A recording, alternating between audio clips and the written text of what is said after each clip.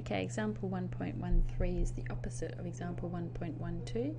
This is, this time we know how much money we're going to invest for each month, but for how long do we need to invest this money for each month in order to achieve a given future value at a given percentage rate? So how long would it take for monthly investments of $400 to reach a sum of $200,000 if the interest rate remained fixed at 9.25% per annum compounded monthly? So we go function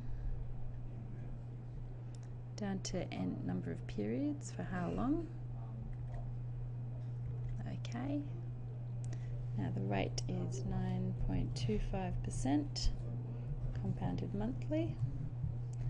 The payments are $400.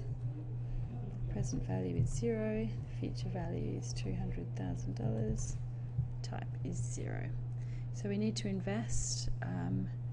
For 205 months, which is 17.15 years.